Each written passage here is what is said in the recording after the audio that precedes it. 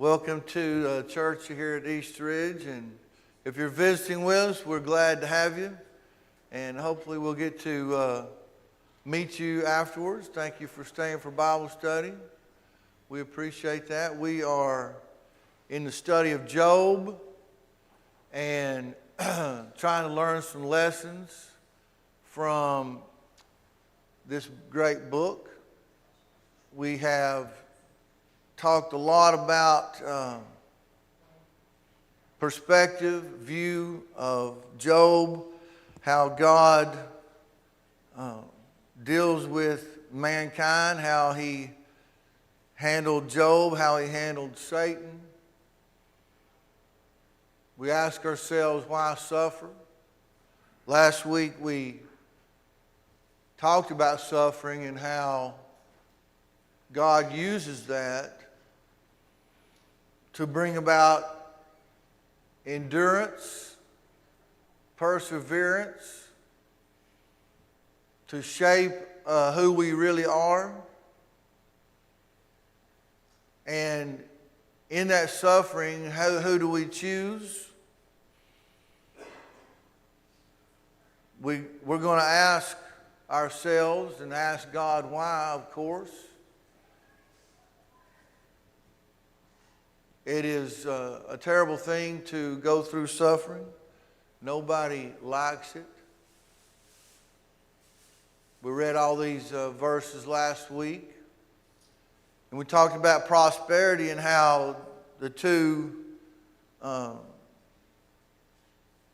can be together, cohesive, but also can be, they can be adversaries, like Bildad and Zophar, Eliphaz. They all believed in that day that you got what you deserved. In other words, if you were living good, then you prospered. If you were living bad, then you suffered. And we know that that is just really not the case. We see people that are very sinful, evil, seem to prosper. But now prosperity is perspective, isn't it? I mean, do you really know that many happy rich people? I don't really know many. You know, they all have a lot of trouble. What is prosperity? What is happiness? But we know that prosperity is only because God allows it. Not that we deserve it. Not that we deserve it.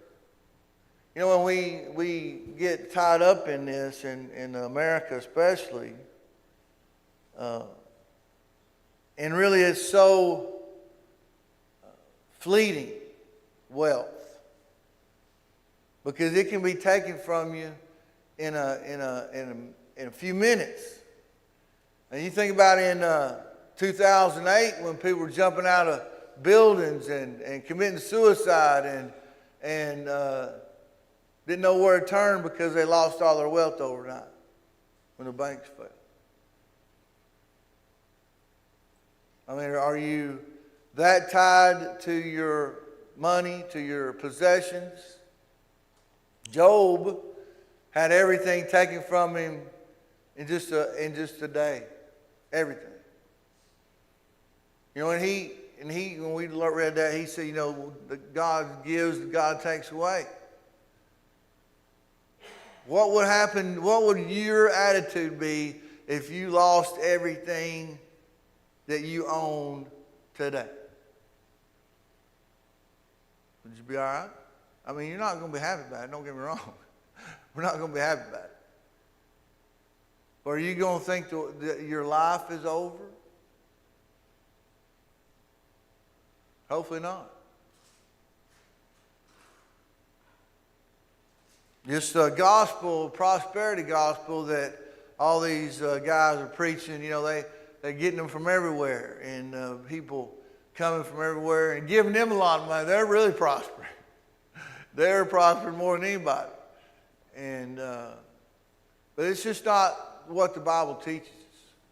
The Bible teaches us that, we have good and bad. And God causes it to rain on the just and the unjust. And there are reasons He allows some people to make a lot of money. And we don't even know if it always is Him, because Satan has a role to play in this too. Just because you're making a lot of money, that might be coming from the devil. Making it happen for you. So perpetuate evil. So it's like we don't really know exactly sometimes when we're making money if it's a good thing or a bad thing. Do we? Depends on how you're going to use it. What are you going to do with it? Why do you want it? What is your reasoning? Just to hoard it up and be like the rich young ruler and build more barns and Jesus calls him to give it away, and he said, I can't do it. Are you tied to your possessions? Could you give it all to the poor and walk and follow Jesus down the road of suffering? That's hard to say. We talked about how God is, He created everything. Charlie alluded to that this morning. He creates the good and He's created the bad. There's a reason for it all. Do you think we can understand all that? No. We can't understand all that. Just like Ecclesiastes, in the day of prosperity be joyful, in the day of adversity consider God has made the one as well as the other, so that man may not find out anything that will be after him. Isaiah, I form light and create darkness. I make well-being and create calamity. I'm the Lord who does all things. Remember, He created Satan. He didn't make Satan sin, but He created him. He was an angel. Satan chose to do evil and try to elevate himself to God, and God put him out. But see, God could have just rid him, just taken him away and made him non-existent, basically. But He didn't. He lets him roam around on the earth. He puts him a little bit of fence around him now. One time He let his people, his demons, enter bodies. Now He doesn't allow that, but He did it for His own glory. God did it because He could glorify, He could get glory and help people believe by casting them out. That's why He allowed it at that time. So, daily Bible readers.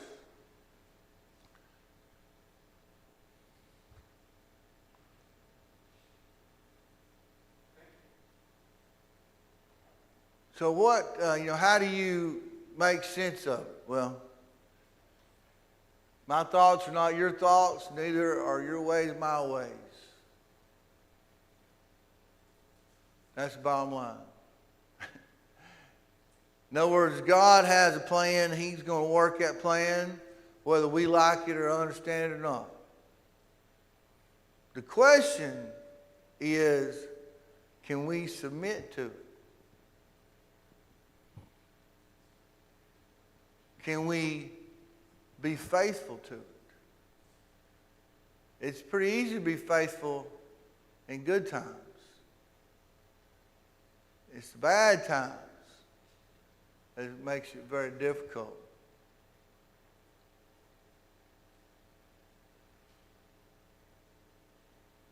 Jeremiah is speaking here, and we talked about this just a little bit last week. I wanted to go back over it. It says, righteous are you, O Lord, when I complain to your, what does that say? Complain to you. Yet I would plead my case before you. Why does the way of the wicked prosper? Why do all when the treacherous thrive? You plant them and they take root, they grow, produce fruit. You are near in their mouth and far from their heart. Why is it that God allows that? And then, basically God says, in the end, I'll take care of it. I'm going to take care of it. Unless they turn their way, I will destroy it. All judgment's coming to everybody. Sometimes we're pretty quick to pass judgment on people too. We don't really see ourselves for what we are most of the time, which is sinners, saved by the grace of God. We don't like to think about that because we think we're a little bit better than everybody. But we're not. Sin is sin to God. So if it's a prostitute on the corner or me telling a lie, it's all the same. I'm no better than her. The only thing that makes me better is the blood of Jesus Christ on my soul. So let's not point the finger at people. We don't need to be pointing the finger at them.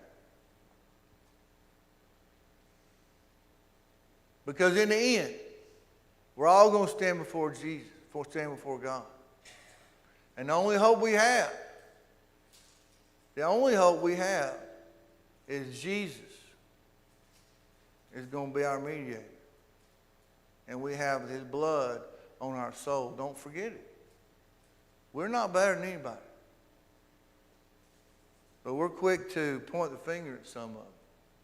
And we talked about, here we go again, Eliphaz and Bildad and Zophar. Here they go again, telling Job that he's sinner and he's done no good before God. And they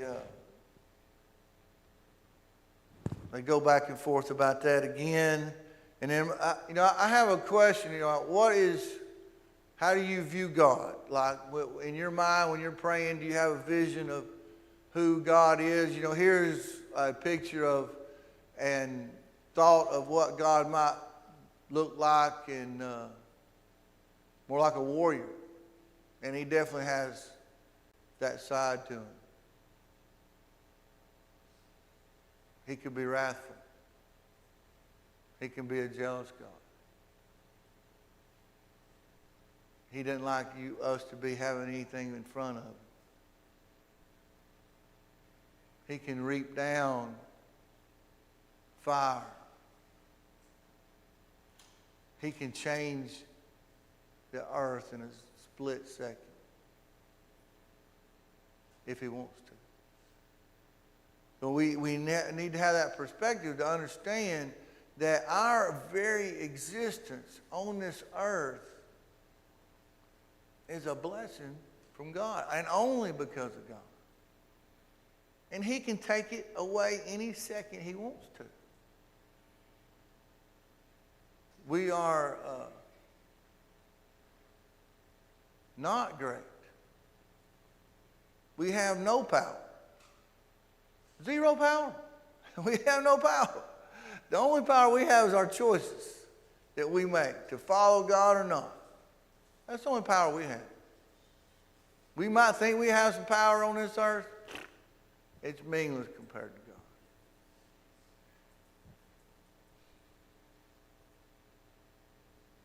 I can imagine, when somebody makes him mad, does he have fire in his eyes for a second? Does he want to smack me? When probably, like my mom and dad wanted to when I was growing up. I'll probably get on his nerves.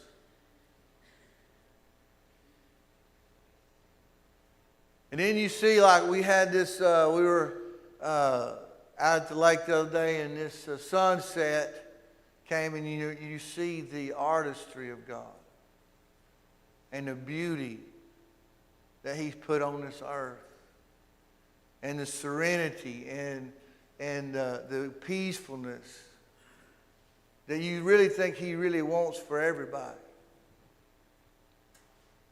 Is that how, what your image is? And then you have, an image of, God just touching the earth and blessing it.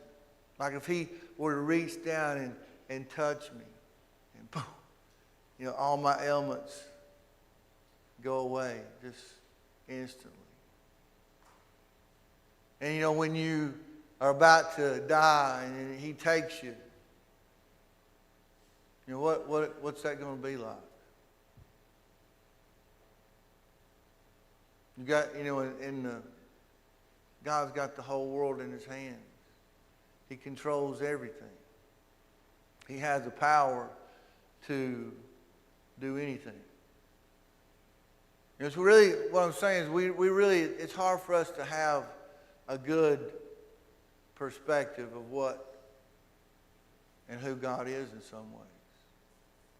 And how powerful he really is and what eternity means and all of that. It's really beyond our conception because we are all born into time. And God put time on the earth too.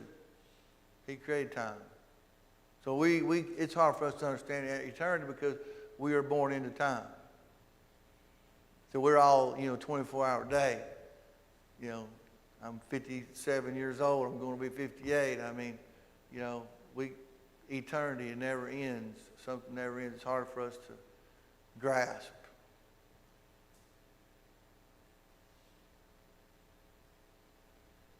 And then, you're riding down the road, and I was talking to my grandsons the other day, and I had a picture like this coming. The light was coming through the clouds, and I always said, when I see that, guys, I said, that's like God's talking to the world right there.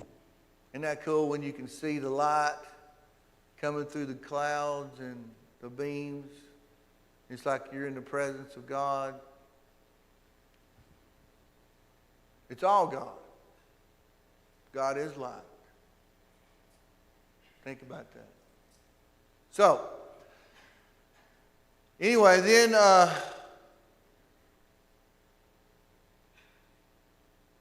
we ask ourselves here in Job, let's turn to Job 15.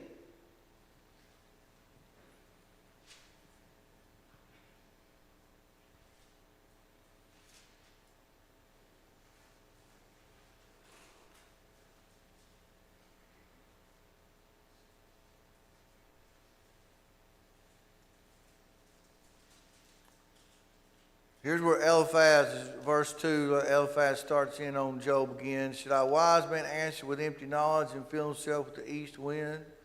Should he reason with unprofitable talk or by speeches with which he can do no good? Yes, you cast off fear and restrain prayer before God. For your iniquity teaches your mouth, and you choose the tongue of the crafty. Your own mouth condemns you, and not I. Yes, your own lips testify against you. So, if you look back through and read all of that, Eliphaz is basically telling Job again that he has reproached God. And in chapter 16, Job comes back with verse 2, I have heard many such things. Miserable comforters are you all. We talked about last week, I don't want to, we all should be good comforters. I don't want to call any of you Eliphaz for not comforting people right. When, somebody's in dilemma, when they're in pain, suffering, you don't want to tell them what all they've done wrong. You want to encourage them. And Job calls them miserable. Shall words of wind have an end, or what provokes you that you answer? I also could speak as you do. If your soul were in my soul's place, I could heap up words against you and shake my head at you. But I would strengthen you with my mouth, and comfort of my lips would relieve your grief. Though I speak, my grief is not relieved. If I remain silent, how am I eased? But now he has worn me out. You have made desolate all my company. You have shriveled me up, and is a witness against me. My leanness rises up against me and bears witness to my face. He tears me in his wrath and hates me. Talking about God and how he's punishing him. And then in chapter 17, he prays for relief. He says, my spirit is broken. You know, we may have been in that situation where we have no hope, or we feel like we have no hope, and we're totally broken. Have you ever been totally broken? Where like you can't pray because you don't even know what to say. Have you ever been there? I hope you haven't, but you will someday probably. Like you're hurting so bad. Not physically maybe. Maybe mental anguish. Maybe for you're part of your family that's gone through something and it's just torn you up. I mean, it's torn you up. Have you ever been in that situation where you can't even pray because you don't even know what to say? You cannot say, you cannot communicate the grief that you have on your heart. You may have been there. And that's when the Holy Spirit comes into play, and he will utter words for you and according to the Bible. He'll make utterances for us. But we can go to God in prayer and know that God knows. God knows Job is broken.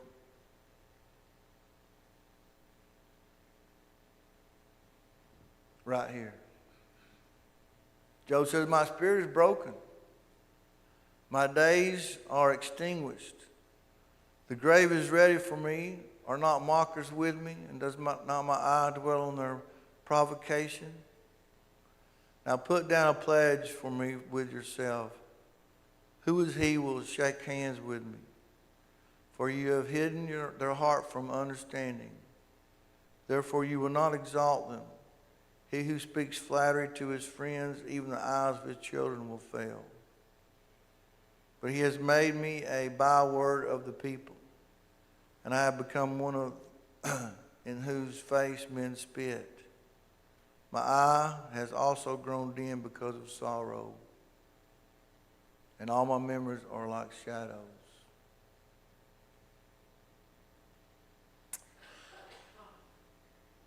He really is wanting to die, but in the end, he takes a dig at him. He says, verse 14, if I say to corruption, you are my father, and to the worm, you are my mother and my sister, wherein there is my hope? As for my hope, who can see it? Will they go down to the gates of Sheol? Shall we have rest together in the dust? And then, of course, chapter 18 goes into Bildad's talk with him, starting verse 2. How long till you put an end to the words? Gain understanding, and afterward we will speak. Why are we counted as beasts and regarded as stupid in your sight? You who hear yourself in anger, shall the earth be forsaken for you, or shall the rock be removed from its place? The lie of the wicked indeed goes out, and the flame of his fire does not shine. The light is dark in his tent, and his lamp beside him is put out. The steps of his strength are shortened, and his own counsel casts him down.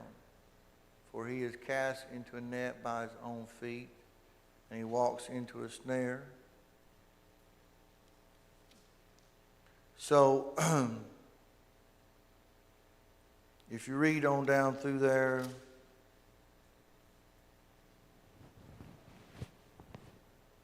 Bildad is basically telling Job again, the same thing that Eliphaz told him in 21. Surely such are the dwellings of the wicked, and this is the place of him who does not know God. And obviously Job knows God, but these guys believe that,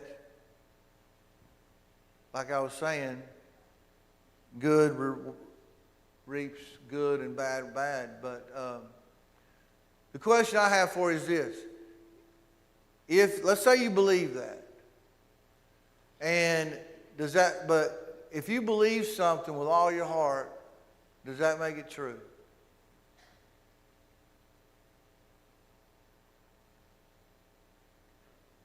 It does not make it true. Job, we'll read here in a little bit, believes that God is punishing him unjustly. He believes that with all his heart. Does that make it true? What is truth? Is it perspective? Is it what you believe is true? Is that true?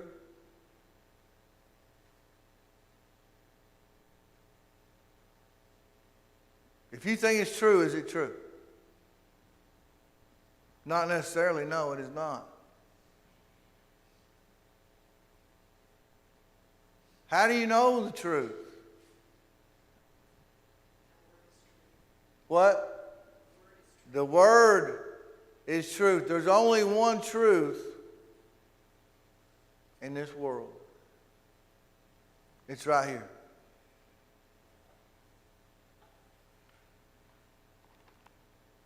I'm the truth and the light. That's what Jesus says. No one comes to the Father but by me. Jesus is truth. I'm telling you, even though you see something and you believe you're telling it the way you saw it, that does not make it true. You ever watched like a football replay where he did not catch that ball? There's no way. In your mind, now you've told the truth. But on the replay, he got his hands under and he got it in. And so you thought you told the truth, but you didn't. Or vice versa. When Georgia got beat last year because they allowed a guy that said he caught the ball and didn't catch it. We would have beat Alabama. Neil. So, it was a huge play, but my point is, just because you believe you're telling what you saw, you may not have saw it correctly. But see, right here, if you want to know the truth, you go to the Bible and we can read it. Now, how big of a blessing is that in our life? It's huge.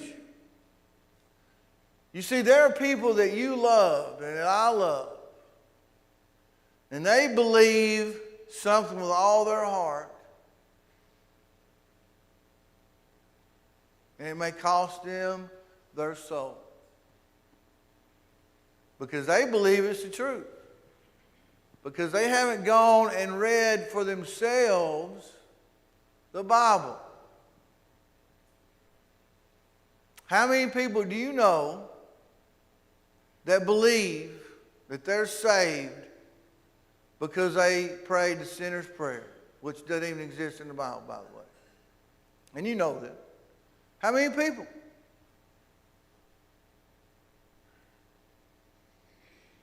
They don't have Christ's blood.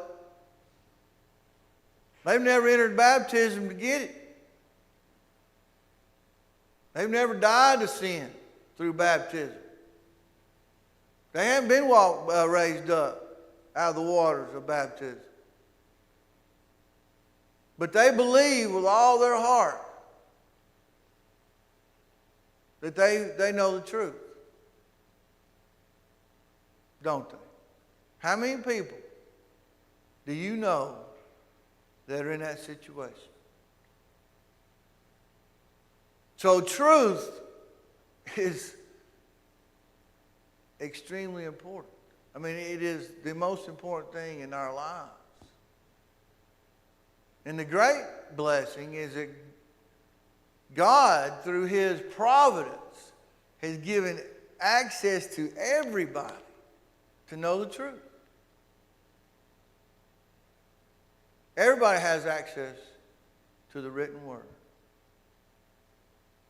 And if they don't, we need to make sure we can get it to them. Some of them tribes out there in New Guinea or wherever they are, they may not have a written word, but at one time they had access to it. Somebody somewhere along the way probably cut it off. They wanted to go back to the tribal way or whatever. My point is that we all have access to the Word. What is our role in getting people to read it? Because the power is not in me or you. We are just an instrument. The power is in the gospel. My words are not going to change people's lives. But if people read the truth, it will change their lives. I don't believe a person can spend time in the Word of God and not have their lives changed. I believe it will change it.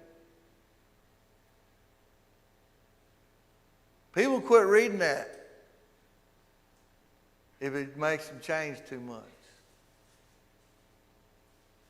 They'll put it down. That's why we have atheists in the world. Like Charlie was talking about this morning, creation. I mean, it's a hard evidence of a creator. Hard.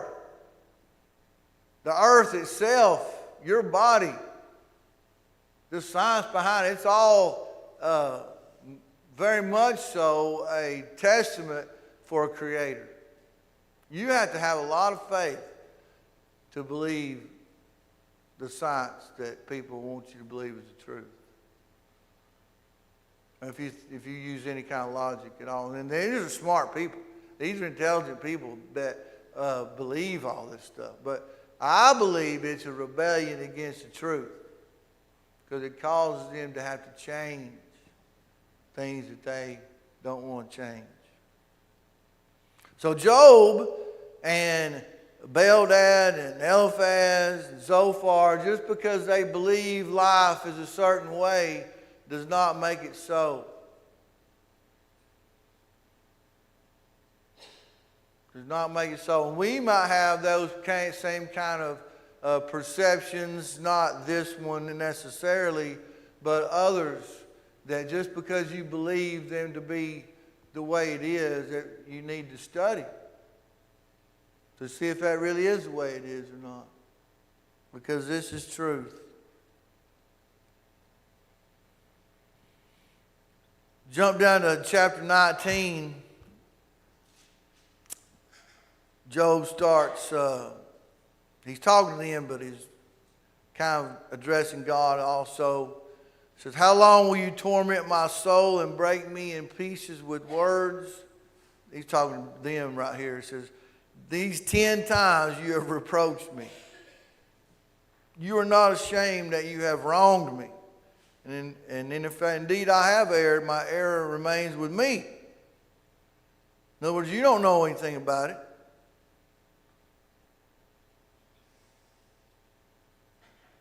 If indeed you exalt yourselves against me and plead my disgrace against me, know then that God has wronged me.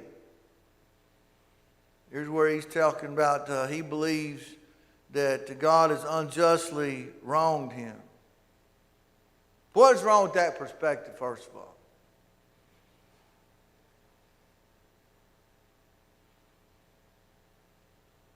Has God ever wronged you?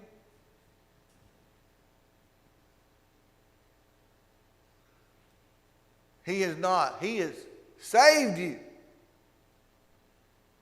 He has been merciful to you, because if he allowed things just to go on and happen, this is what it looks like.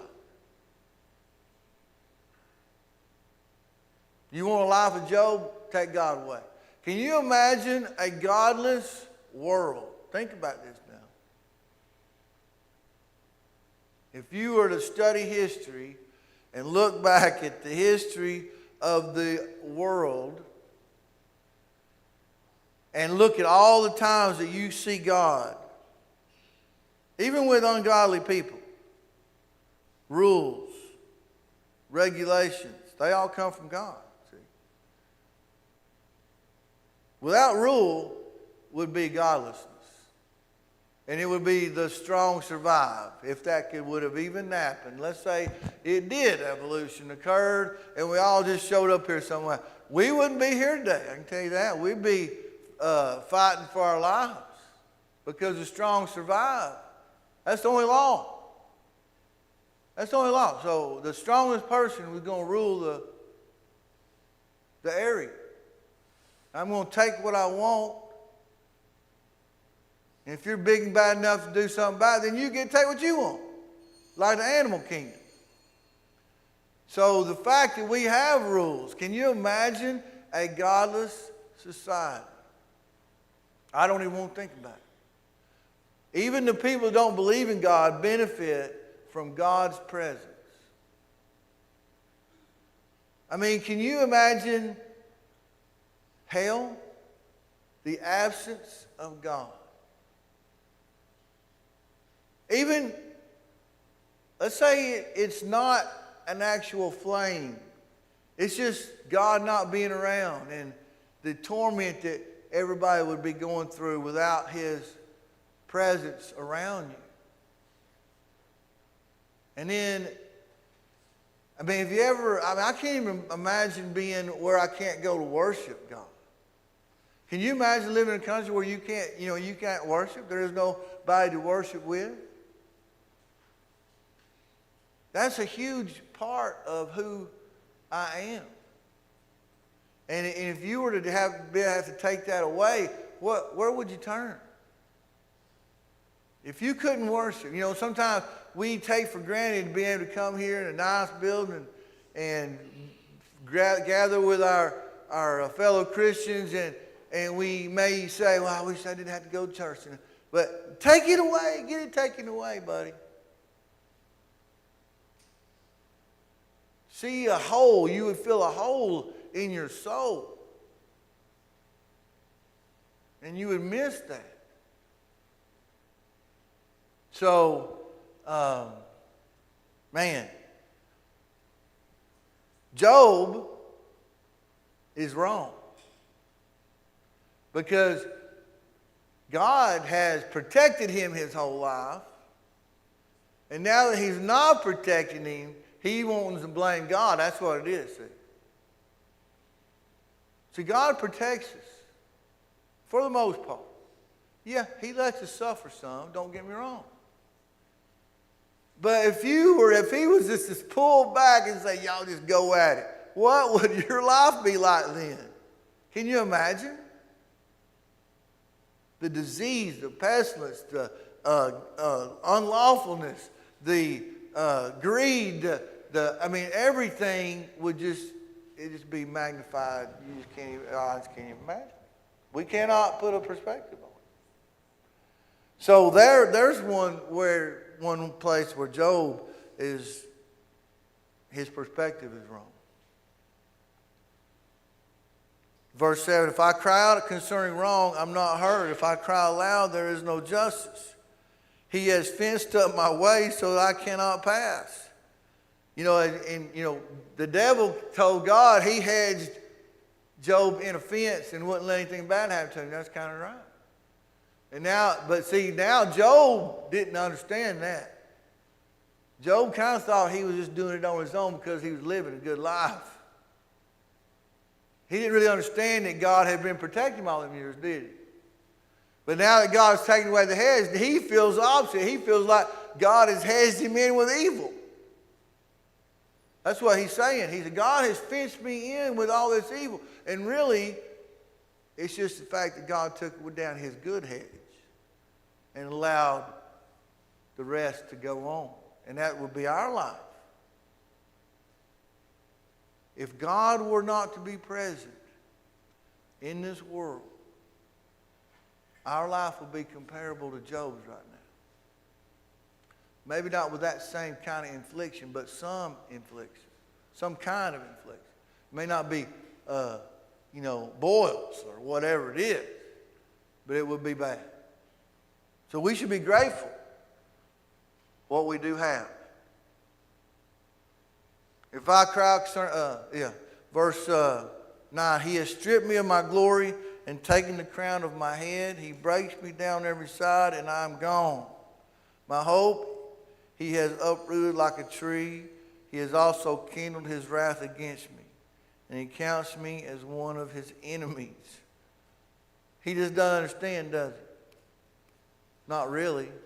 And Job has a great more understanding than these other guys, but he still don't understand how God really protects us and keeps evil away. If he takes down that hedge, here comes the devil. We should really be grateful for the life that we do have. Not that it's easy, but it could be a lot worse. I'll tell you how terrible. I hurt my eye the other day, and tell you, it was like somebody struck me down. It hurt so bad, I couldn't open my eye, I couldn't do anything. I couldn't let light in. And the day when I was working on the lesson, I thought, man, I can't even imagine being where Job is. I feel so sorry for him. I had a little pain in my eye, and it would put me down, for a day. It's pitiful. I'm a big baby, I guess. But and I was telling my wife, I said, it's amazing how one little thing can take you down.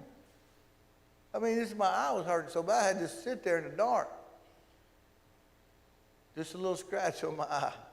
Can you imagine going through what some people have to go through? So we should really be grateful for all that we have. Okay, that's it for today. We'll see you next week. Thank you for your presence. I appreciate you being here, and y'all have a great week.